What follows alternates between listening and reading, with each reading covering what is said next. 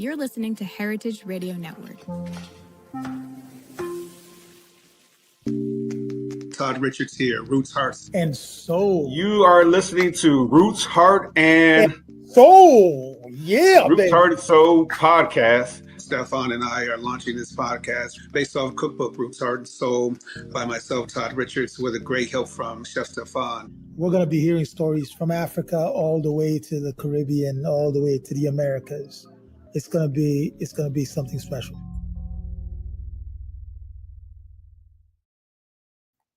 What's up, everybody?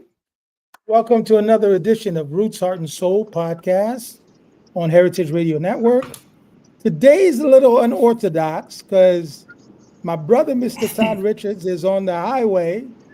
So we're going to be hearing his voice and not really seeing his beautiful, sexy face that he usually shows us every Tuesday.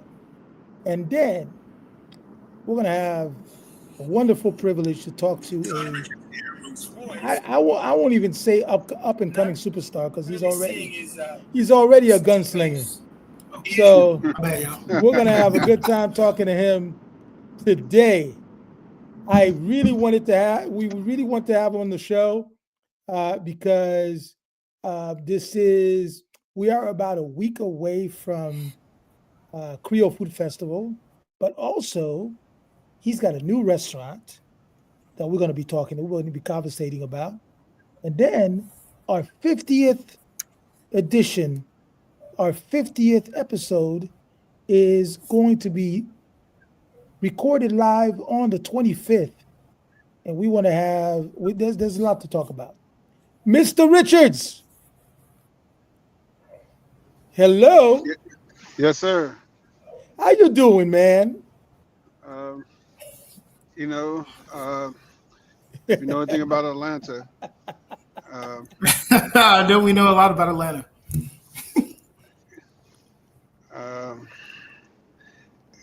When you have to take the side streets to get to the side streets, it's one of those traffic days. Oh, wow. You know?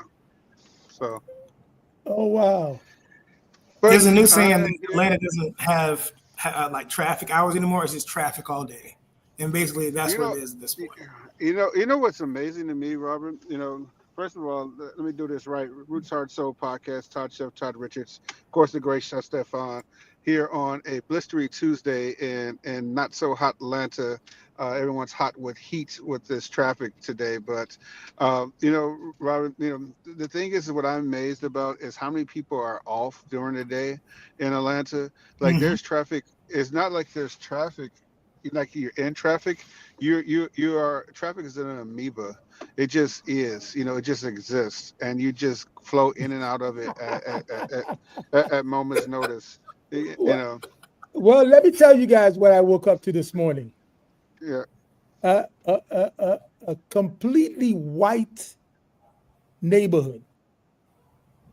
Completely. I mean, you're in covered with snow. Right? Covered with snow. Thank you for clarifying. Thank you for clarifying. All right. No. Beautiful, the beautiful Vermont, Vermont trees. Even more to the point, you are in Vermont, so I mean, I didn't know where you're going with me. That was like beautiful orange colored trees were covered in white snow today. Wow, that's still crazy. How you saying that? Covered in white snow. But it is absolutely breathtaking. It's beautiful, man. Because Vermont is full of trees everywhere, and everywhere you drive, you see this beautiful white snow dropping on this, and it hasn't stopped snowing all day since this morning. Wow. I mean, it got cold here. That's basically what's happened here. We don't have snow or anything like that, but it's cold air. Freezing. So, anyway. Mr. Robert, should we go ahead and introduce this gentleman real quick here? Yeah, go ahead, Chef. We got to do this. We got to do this the right way, as always. So, amazing brother, super talented chef. We call him our little brother, but he is a gunslinger in the kitchen. Atlanta-based, Chef Robert Butts has garnered a slew of accolades in his career that spans already over a decade. After graduating with a double degree in culinary arts from the Arts Institute of Charlotte and a mass communication, public, and international relations degree from Johnson C. Smith University, he then travels to the south of France, where he studies French techniques and the philosophy of bringing garden fresh ingredients to the table. Then spends some time also in Italy and Holland to further his craft. Now, today he's the executive chef and co-owner of this beautiful restaurant in Atlanta called Auburn Lane. And I can't tell you how excited I am to come to Atlanta to eat this food. Because every day, chef, every day he's posting something that's just looking amazing. I appreciate that. That means a lot. That was a good introduction. Thank you. See that's my communication degree too, son. Okay, that's my communication degree too. Okay.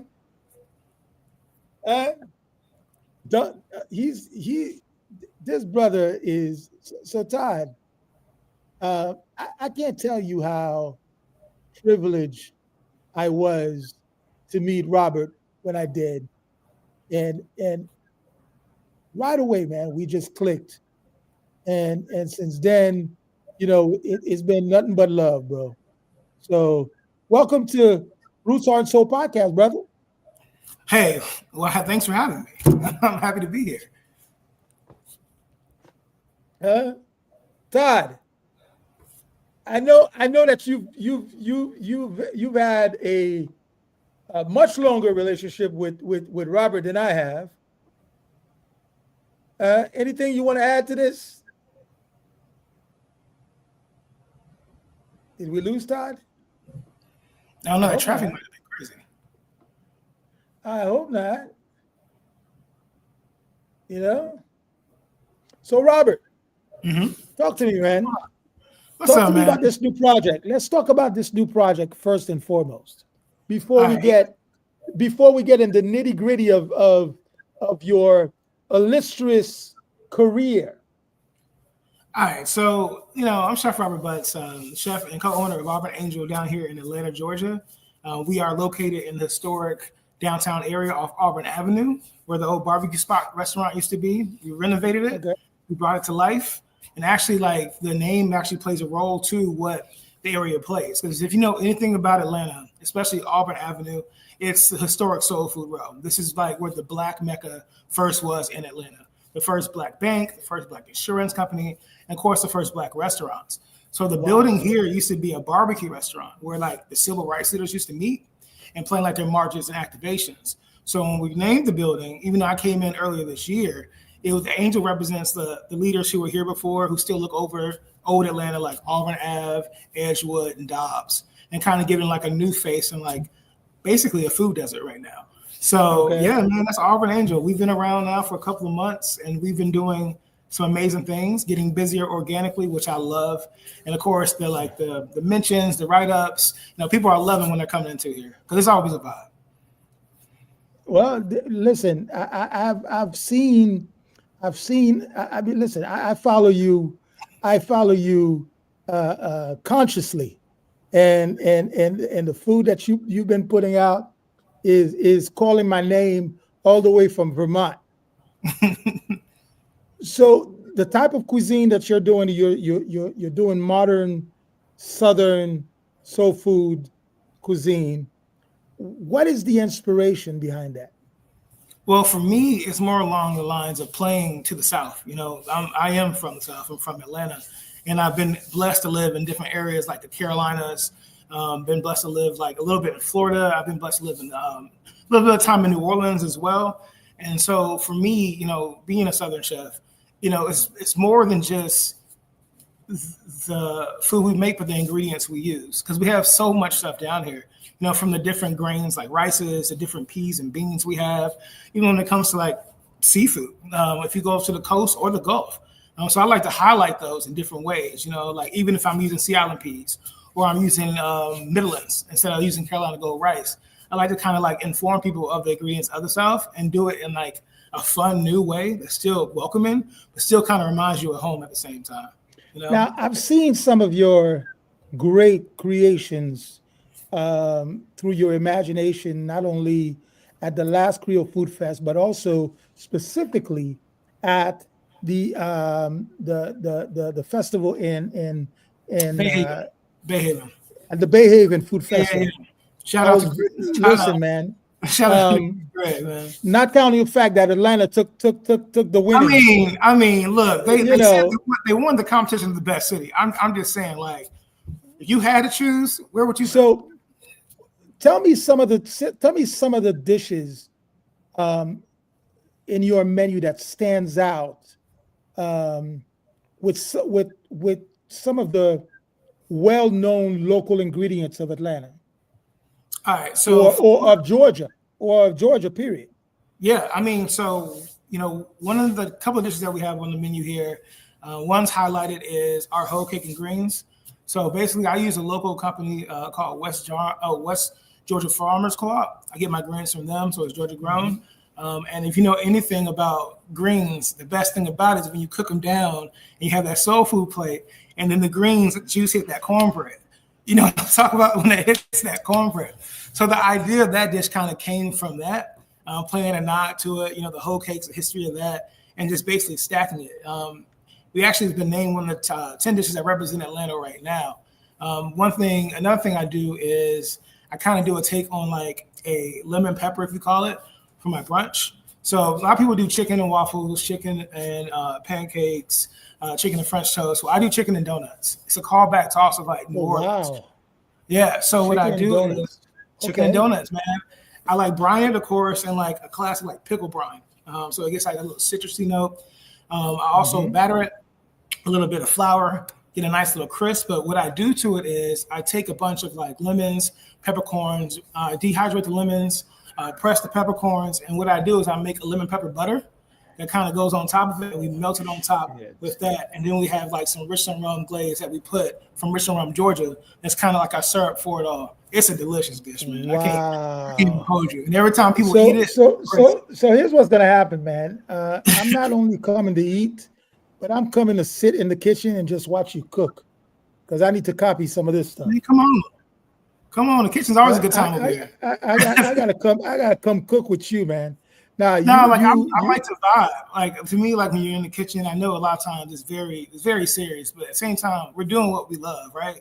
So why not have a fun time doing it as well? Still respect absolutely. it, but like still like not forgetting why we're doing it. Because I think a lot of times we get so pressured on the strive of like perfection that we forget why we do it, and then we just love to cook. That's true. So that's what I kind of bring with my energy. With my team in the kitchen and everything like that. Now you've been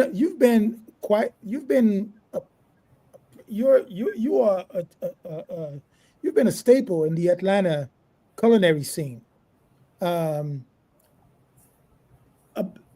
was a conversation I was having with a brother yesterday, and this is a great question to bring, especially to somebody like you and somebody like Todd, obviously. He said to me, how come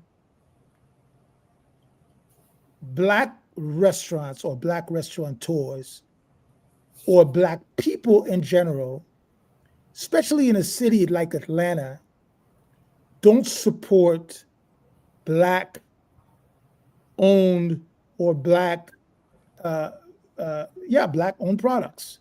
He's like, I went to this Jamaican restaurant, and not only these people were playing their own music, they were drinking their own beers, and they were doing this and that. And I went to a Mexican restaurant, and they do the same thing. But when you go to a Black-owned restaurant, they're not showcasing any Black-owned spirits or Black-owned wines. And I said, that's not quite true. So I brought the argument that he's like, we don't support our own culture, and I wanted to bring this up to you specifically because I know how much the relationship that I had with you and the conversations that I had with you I know that's not quite correct in his statement, but that's what he's experienced. And as a matter of fact, this is the gentleman that I wanted to introduce to you, who distributes a lot of the Black-owned spirits and wines, and hopefully, we'll set up that meeting eventually soon. But what's your take on that?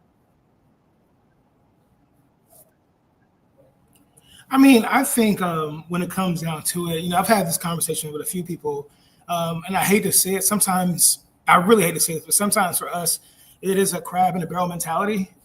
It's kind of hard for some people to put the vision on of, okay, we can build together rather than I got to be better than this person.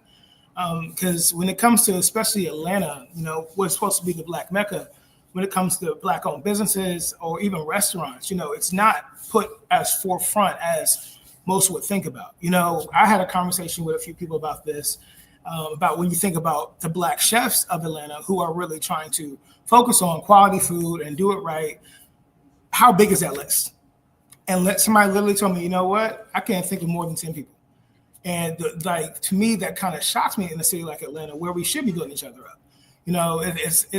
It kind of sucks, because when it gets this mindset of when you come to Atlanta and you think of Black-owned spots, it's always like the lounges, or it's always like the clubs or something like that. It always has to be like a party scene.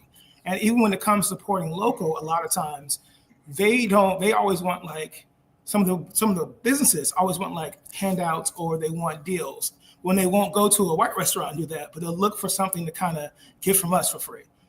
So I think in Atlanta, it's more along the lines, we just got to because what impressed me the most about Atlanta, about my experience with Atlanta and you guys, is this feeling of unity between the Black chefs that are in Atlanta. We not only support each other, but I see you guys doing events with each other.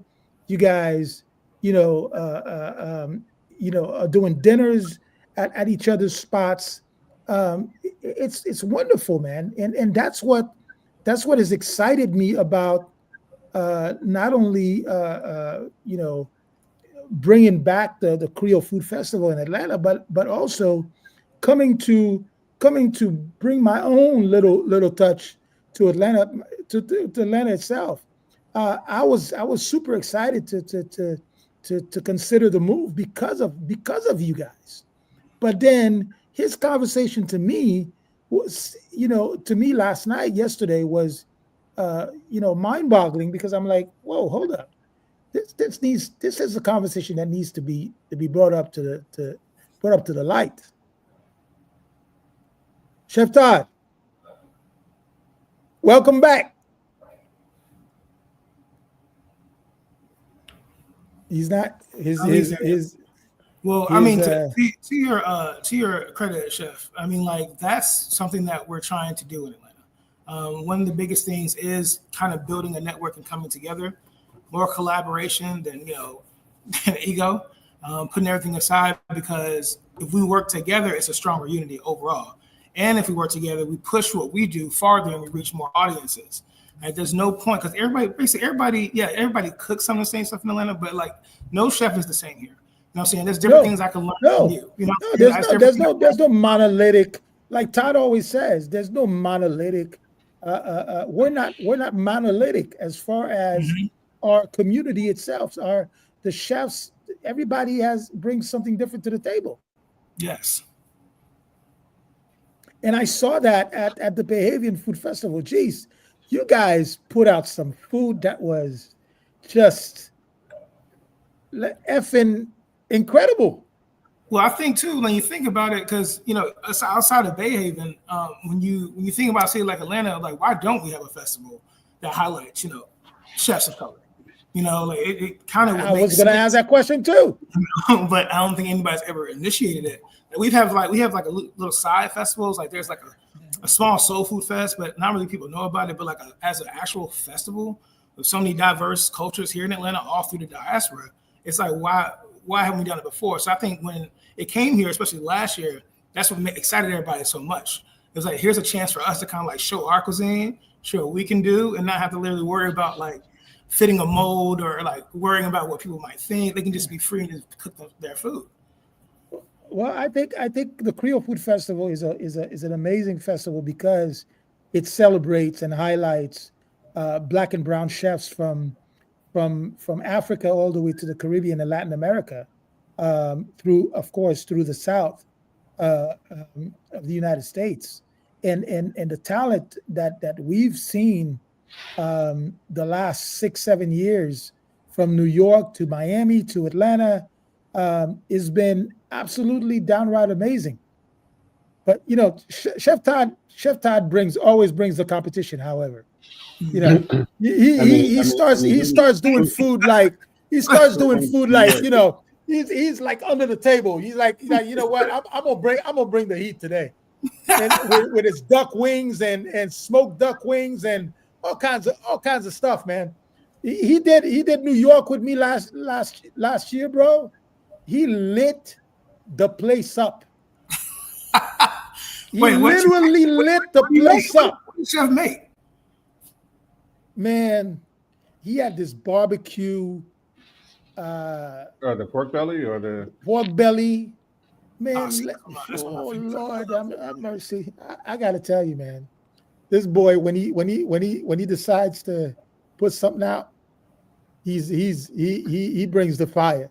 But he brings the fire, man. Who runs New York? I mean, that's especially with his lamb chops.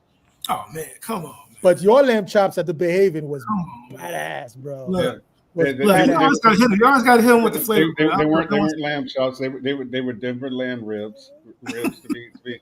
I don't need a chop. I can use it all. Yeah. So, Robert, you had this amazing experience. Right after your graduating, you went to France for a year and a half.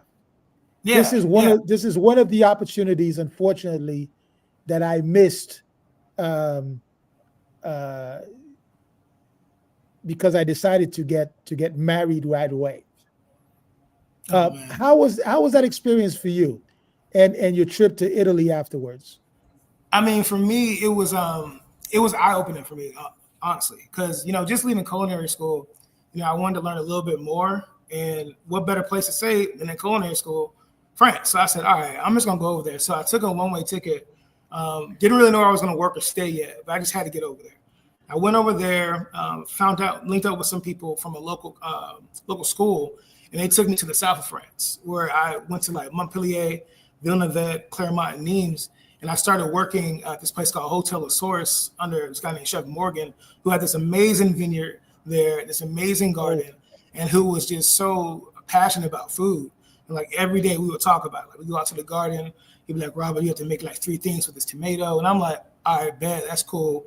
But being over there kind of made me appreciate things a lot more because, a lot of times, we take for granted what we got over here. Like over there, there's so much like love, support, and like passion to everything they do. Not only if it's, selling stuff on the side of the road, like artwork, or if they're cooking, you just feel the love and just the community support. Like their dinners, like my first time there, my first day there, it was breakfast. And this is my first time having breakfast in France.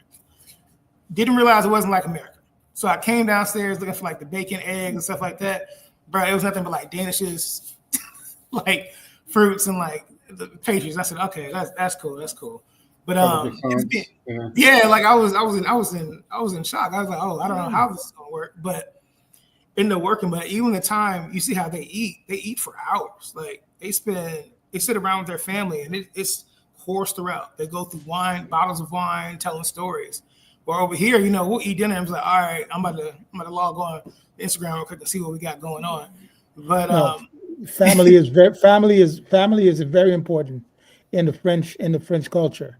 Mm-hmm. So even like being done there, coming back, like it just like when I got back, I appreciated just everyone who's in my life so much more. 1, because I was gone for a long time, but 2, just to be around the people that care about you and love you and support you. like you got to cherish those moments, man.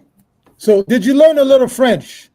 Man, I was quiet for like the first 6 months, and I still only learned like a little bit. I learned how to like talk, like I'd be like bonjour, monsieur, like comment ça va, or asking like how people are, but like, man, I was quiet. Yeah, I was like, you learned a little bit about a little bit. I think he's ready to. I learned enough to get by. Chef Todd, I think he's ready for an invitation to Haiti. Oh man, I don't know Chef about Todd, that. what do you think, man? I think he's ready for a little invitation to Haiti. Yeah, I think he can go. Yeah. He ain't too light skinned, so he'll be all right. Oh, come on. I want to get caught up in DR, you know. Nah, you'll be okay. Times, man. You'll be okay. You'll be okay. So let's talk about there's been a lot of conversations about there's in the comment, even though negative, you told me that your interaction with him was somewhat of a different story when he came to Atlanta. But the conversation was that there is no chefs in Atlanta, and although we know that's a load of BS, but the comment was made anyways.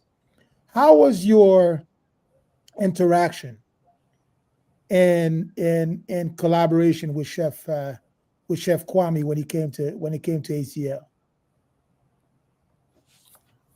I mean, it was for Atlanta Food and Wine, so they kind of. Okay, so my issue with Atlanta Food and Wine is sometimes, even though I do support them and do stuff with them, is they don't support local like that. Like for me, for the city of Atlanta, there's a lot of chefs you could have showcased, and I get why they did it because they wanted to sell tickets and everything like that. But even when Kwame came, it didn't make sense to anybody because one, Kwame doesn't have a restaurant here. Two, he's not really a part of Atlanta's scene or culture at all, other than what you might see on TV. So in the day, it really didn't make sense. He was a cool dude, don't get me wrong, but like if he didn't really know you or interact with you, it was like, all right, I'm keep it moving, which is, that's not cool to me. That's yeah. I think we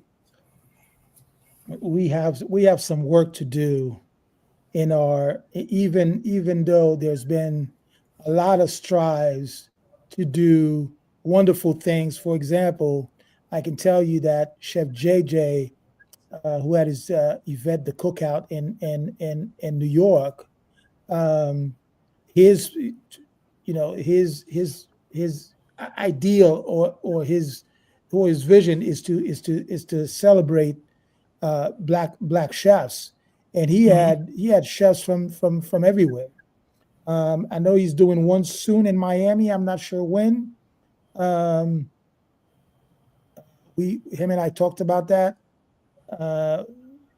But again, I think we need to have a larger conversation about the unity of our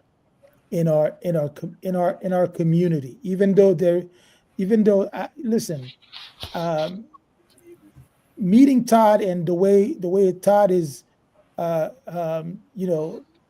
interacted with me throughout the years. He came to Haiti. He asked me to be part of his book. What a privilege that was for me. You still see this ununification out there that bothers me quite a bit. And I don't know, how do we address that, Chef, so that we start having a different conversation and attitude. I mean, the first thing though is that we all have to acknowledge that it's competition. That it is. Too often we get put into those kumbaya moments where we're all supposed to be getting along, but when you're fighting for the same, goal at the end, it is competition. So you can be supportive and be in competition at the same time. What you cannot be is dismissive. and really what you're talking about, yeah, that approach is being Is being dismissive.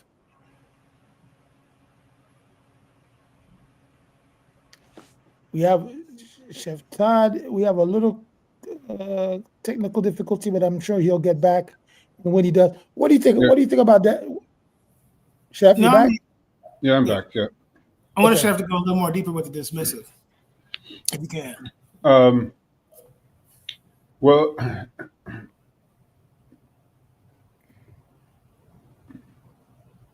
there's dismissiveness amongst what soul cuisine is and its influence on the Americas. Just like I believe that in some ways, like jazz gets gets dismissed. Mm-hmm. You know, just like Southern hip hop got dismissed. Mm-hmm. You know, there's parts of this culture that we want to forget, but too often we throw out the baby with the bathwater. We want to, civil rights era is over with. Well, then what food are you eating? Because the food from the civil rights era is still Still here. prominent. It's there. Churches and restaurants still meeting places and things like that. So you can't distinguish that or just exclude the civil rights movement and you take away the food. You can't do so. Yeah.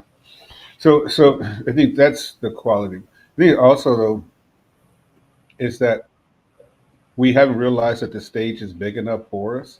It's just that we have a lot of different stages in which we need to stand on, and it can be done by cuisine, it can be done by location and things like that. But the question is who's doing the anointing, and are we putting ourselves in a position to not only be anointed but be the anointers of the next, who's coming next and things like that. What Stephan and I talk about. Is we going to be the king or are you going to be the kingmaker? And there's a lot more power in the kingmaker than it is necessarily being the king. But I believe that Atlanta gets dismissed, even though Michelin is here now, and we know it coincide with the World Cup and things Yeah. like that. There's still no Atlanta cuisine. And I believe that you can distinctly say you go to New York, three things you're going to have in New York. You go to Philly, you go to Chicago, you go to LA, with their, if you go, LA, you say it's street food, it's Asian, Chicago, you get a pizza, you get a hot dog, and you can eat at Alinea. And you can go to Philadelphia, shout out to everybody, like Friday, Saturday, Sunday, number 15 in North America right now, and honeysuckle.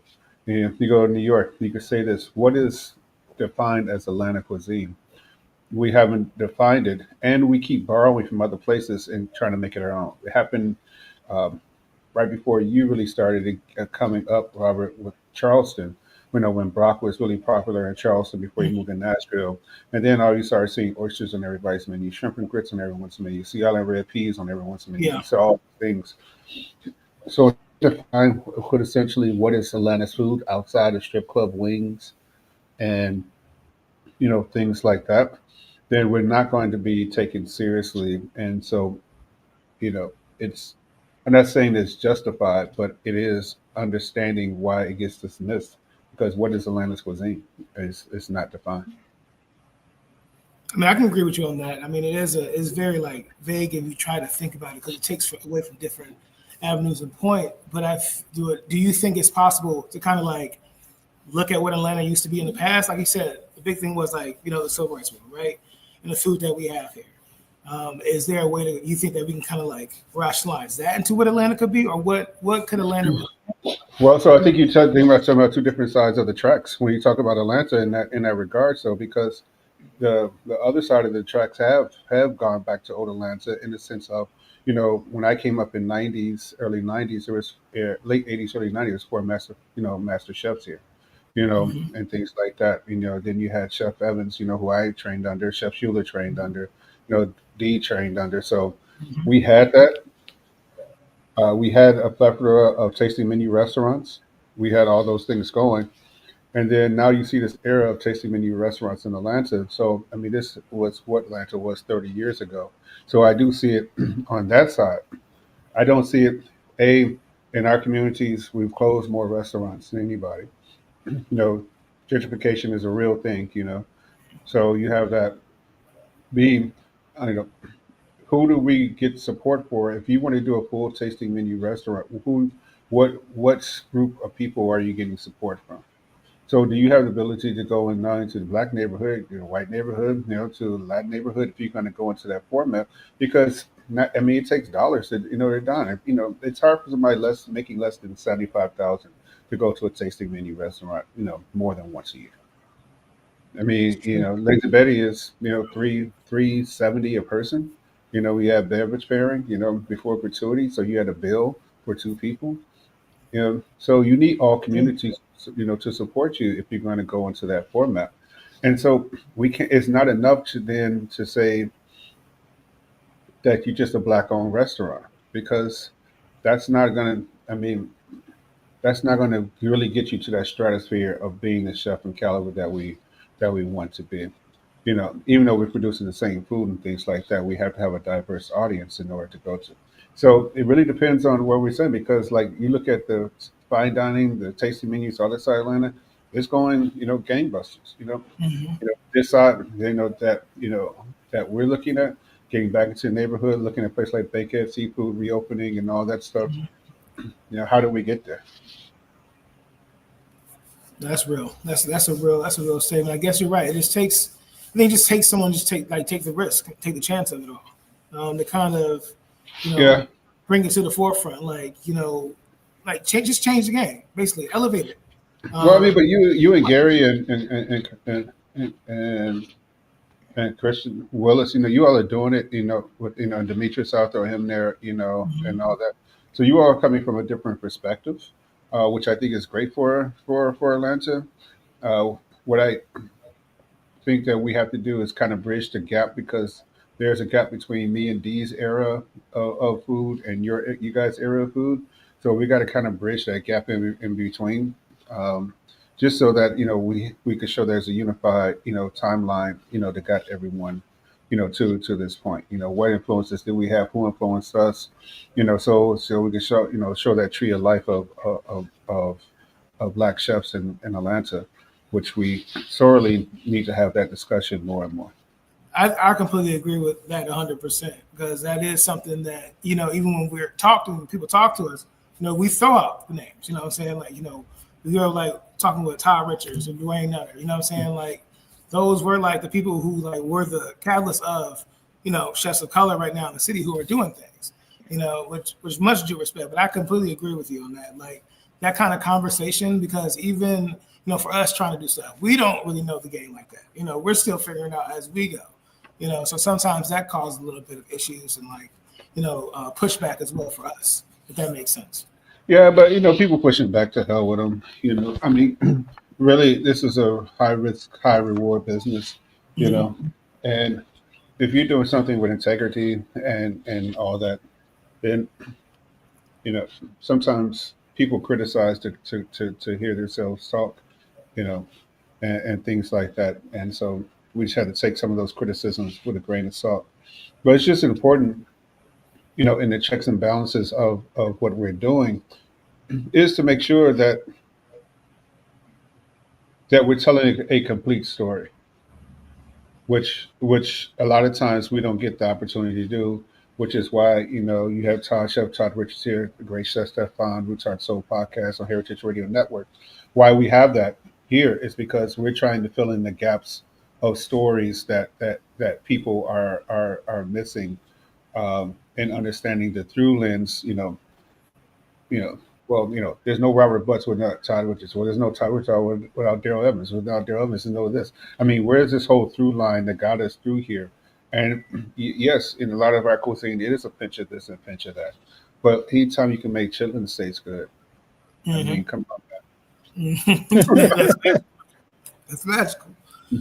So that's funny. That's what people see. I agree, and I think that's why Todd and I have found that this podcast is so important because we get to have the conversations with the OGs and the new and the middle guys who are doing some beautiful and amazing things in different cities of the world, in the United States and around the world. Um, and we get to not only have real conversations, but we get to talk about your story and what you're doing, and we get to discuss, topics that most people tend to avoid. Yeah, 100%. The And uncomfortable conversation. and I think that's why we both got into this adventure together. And every time we get a chance to talk to someone in the Black and brown food space, it's an amazing conversation, man. It's an amazing conversation. Um, One of the things that I want to see continue that I hope that it continues is this great collaboration that I see very often between you and so many other and some of the young Black chefs that are in Atlanta. I think that's really, really important that you guys continue to do that, even though everybody is in their own lane. Everybody is doing, their things in their own space. But you guys come together to do something and celebrate not only the food that you guys cook and love, but you guys celebrate each other. And I think that's really important. And that is something that I don't see everywhere else, to be honest.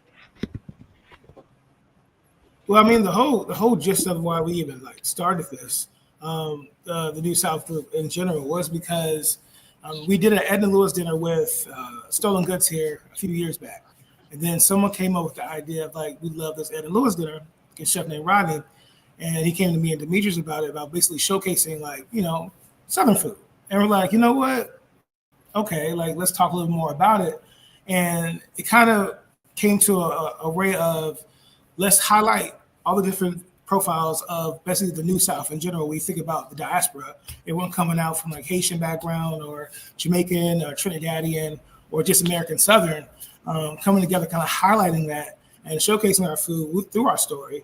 And I started through our food and just kind of tell the tale of it in this new modern light. And so we started basically as just a dinner, but then it started growing a little bit more because I think people saw the community aspect of it. Because we did want to build a sense of community, especially in Atlanta. And so now it's kind of grown to this thing where a lot of people want to be a part of it. We're always down to collab with people now, build it, and then we just stick with doing different programs and activations throughout the year. At the same time, using it as a way to support each other too. Like Chef Todd said, everything's competition. We get that, but at the end of the day, we're gonna still help each other grow at the same time. Because the way I normally don't have Demetrius' audience, or Demetrius doesn't have my audience, or Gary's audience, you know what I'm saying? So it's a way for us to also put out there too in different arenas and avenues and eyes. And then that way people will come now and try us out for the first time. Because we've had people come now from a few of the dinners who just they've never heard of us. And now they try the food, they're like, you know what, I gotta go to this restaurant and try it. So it's a growth with it too as well that we were trying to showcase. Where's the state of we talked about diversity. You talk about diversity in food and things like that, and even age diversity with diners. But we have World Cup coming next year. And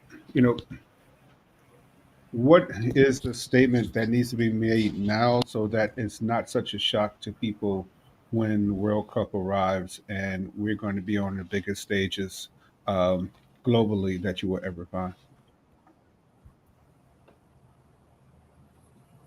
I think the biggest statement is that we kind of have to make a lot more noise than what we're doing. I think when people come here especially when they come to Atlanta, this is something that I've talked to about with Adrian about it, and basically the conversation in Atlanta doesn't really make a lot of noise. And I say that in general, it's when you come here, it's so many things that, like you said before, that don't really showcase the culture of Atlanta. A lot of our restaurants are people who've come here, or even businesses are people who've come here just to get all the tourist attractions. I think when the World Cup does come here, we need to showcase who we really are with the diversity. I mean, not just the diversity, but even when it comes to like our culture. Like Atlanta culture is the big thing, you know, when it comes to our hip hop scene, you know, when it comes to like our music scene in general, and even fashion. Food should be the same exact thing. You know, I think if you have grown, especially if you're from here, you gotta like and have a restaurant, you gotta make those kind of statements. I don't think we need them to come here and just go to the typical, as we call it now, the Michelin restaurants. You know, it's like when you go to New Orleans, you don't just eat on Bourbon Street. You know what I'm saying? You actually like explore a little bit because you want to see what the city is really talking about, what the city vibe really is. And I think when it comes to the World Cup, there needs to be a statement. There needs to be preferably of different, especially I feel, restaurants with chefs of color who they need to see. Because there's a lot of great food out here. And I think the issue is they're just not getting the opportunity to be pushed forward. So this is a great question that Todd is bringing up, honestly, because 2026 is right around the corner, gentlemen. Mm-hmm. This conversation that we're having right now needs to happen on a bigger, I'm not going to say bigger stage, but big on a larger, with a larger group, and that needs to include, other media outlets, whether it's newspaper, television, social media. We have to make the decision to start creating that buzz that New York has, that Chicago has, that other cities have. Again, we keep calling ourselves the Mecca, the Black Mecca of the United States. But there are things that we are not doing, and especially preparing for the world stage, like the World Cup next year, 2026. I mean, if you look at just working with some of our great, people that have been on the podcast before, working with, with Eat Okra and doing a World Cup guide, with them, it's just something that's so simple Here to you do. go. To do it like that, and but we also have to have somebody on the political side who's lobbying the mayor's office, the governor's office, in order to, to state these claims and things like that as well. You can't, hide the worst, show the best. I understand that philosophy, but the best thing about Atlanta is being diverse. And so if you just say go here, and there's nothing wrong with these restaurants, nothing wrong with Michelin, getting a Michelin star, one or two, all of us will jump on that in a second. The thing is that it only shows one side. Yes. It only shows one side. Is very limited in view. I mean, we need to understand the Georgia barbecue trail, and the influence on that, understanding why it is, there's, two different sauces in Georgia barbecue. Yeah. So there's a lot we can do, but we have to start, now, actually yesterday, if we're going to make a statement. We also need to look at the venue to do it, because we're going to make a statement. We should do it. We should get it out there and sell it now. It'll be sold out in a day. I mean, it makes no sense not to. I agree. And this is why, the conversation of the Black Culinary Coalition, that Todd and I started having this conversation, and then we extended it to you guys since last year. That's the reason why we were talking about that, because we need to have a not only a strength in numbers, but we also need, like Todd says, it's not just, it has to be political. It has to be, food. It has to be media. It has to be all these different things that we need to start doing on a serious level to put Atlanta where it's supposed to be on where we want it to be on the map. And I think the thing about it is, and Chef Todd brought up a good point when he brought up Eat Okra, is that we do have those connections. What I mean? We have those platforms. Those platforms exist. We have people in all those areas. It's just really utilizing them in that way.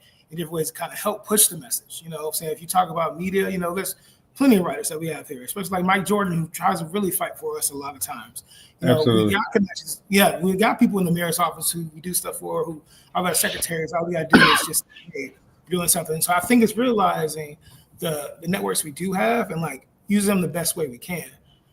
Because at the end of the day, they still support us because they already do support us. It's just now we need to have we need to have the right conversations with them too. Yes. Yes, we have those relationships, but are we leveraging those relationships with the right conversations? Absolutely not. Not right now. See, that's the question.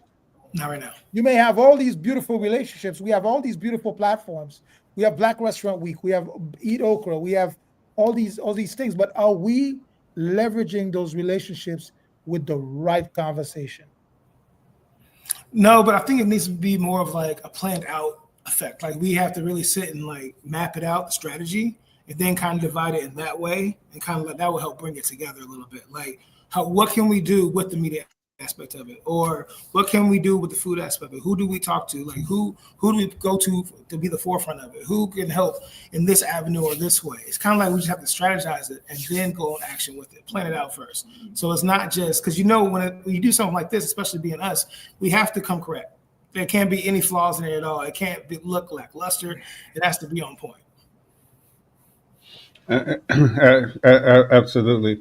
Chef Todd Richards here. Of course, the great Chef Stephan, Roots Heart Soul podcast on Heritage Radio Network. We got a few more minutes left here. Robert, I got to, we were talking about the hip hop analogy of Atlanta and the South.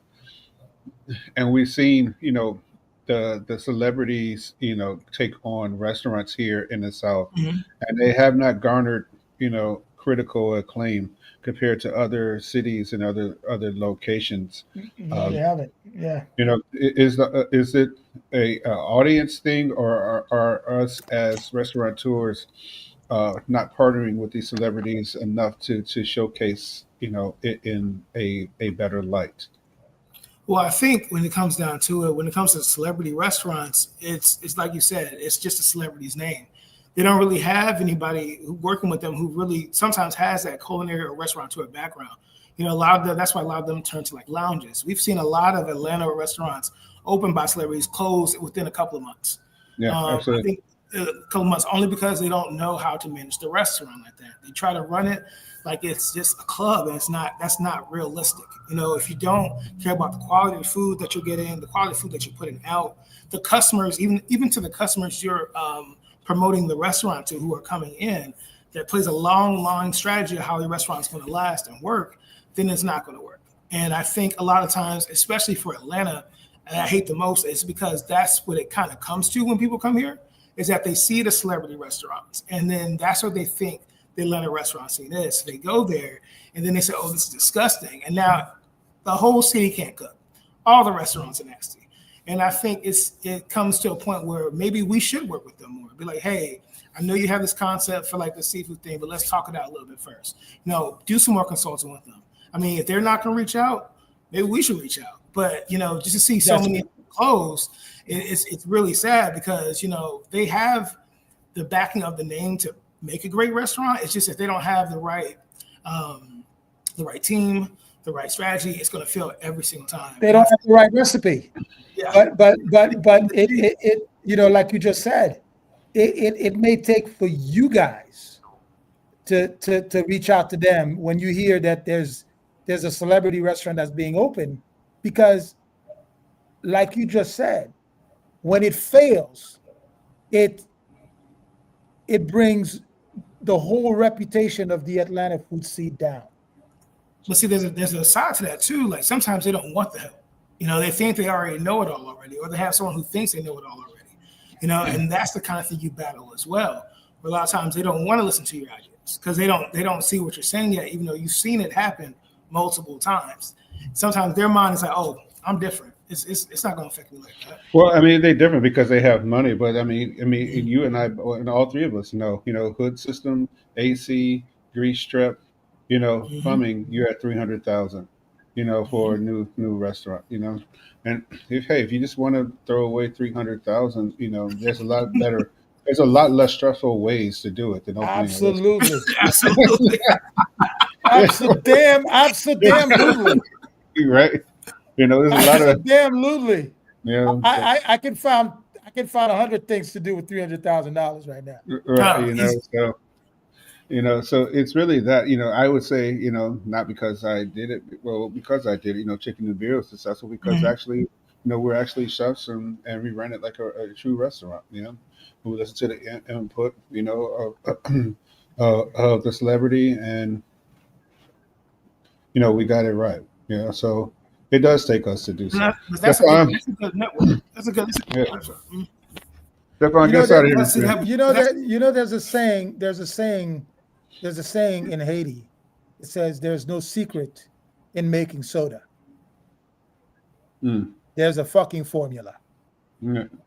Mm-hmm. Yeah. Okay? There is a formula to making soda. There's also a formula to making a great restaurant and making great food. It doesn't happen with a magic wand. Yeah. So, Robert, we're Mm-hmm. getting close to the end of the hour. Really was a pleasure having you on the podcast. Tell our audience, please, and share with them where they can find you, where they can connect with you, and what's next on your agenda other than this amazing restaurant that I'm supposed to come and eat at. Well, I mean, like Chef said, my name is Chef Robert Butts. The restaurant that I co-own and chef at is called Auburn Angel in the historic downtown Atlanta area. You can follow me on all social media apps at Chef Robert Butts. I'm on Facebook as Chef Robert. I have a lot of stuff coming up that I'm very excited for. There's a few like festivals that I got coming up that I'm flying out to. We have some new concepts coming up too. I'm actually working with a chef in New York. His name is Jay. He owns Lore and Folk in Brooklyn. I did a dinner with him last year, and we're working on a project for Atlanta to come next year. Little speakeasy spot, but it's going to be really dope with the food, Indian meets American Southern kind of concept there. We do have a bunch of dinners coming up as well with the New South group that we have coming up. We have Friendsgiving this weekend. Then, of course, I'm partnering with them, Gary, for vinyl sessions that following week. And other than that, just check us out at Auburn Angel. It's always amazing food, and it's always a good time. All right. Ladies and gentlemen, we are getting close to the hour. We want to thank you for joining us. Thank you, God, that Chef Todd made it home safely. That traffic. He's not joking with you though. This traffic is crazy. Listen, he's an important part of my life. So I got to make sure he's always good. Thank you for joining us. Please tune in on the 25th. This is going to be a special podcast edition as we celebrate our 50th episode. Congratulations. Join us Tuesday, 7 p.m. It may last an hour, it may last 2, because we're going to be drinking a lot of rum and a lot of champagne. Absolutely. Okay, so join us 7 p.m. Not necessarily in that order either. Not necessarily in that order either. Okay, we're going to be drinking a lot of rum and a lot of champagne, and we're going to have a ton of our past guests from the last 49 episodes. Robert, please join us also on the 7th, on the 25th, 7 p.m. Come chat with us. It's going to be a party as we celebrate 50 and shooting 400. Join us again on Roots Heart and Soul Podcast on Heritage Radio Network. Tuesday.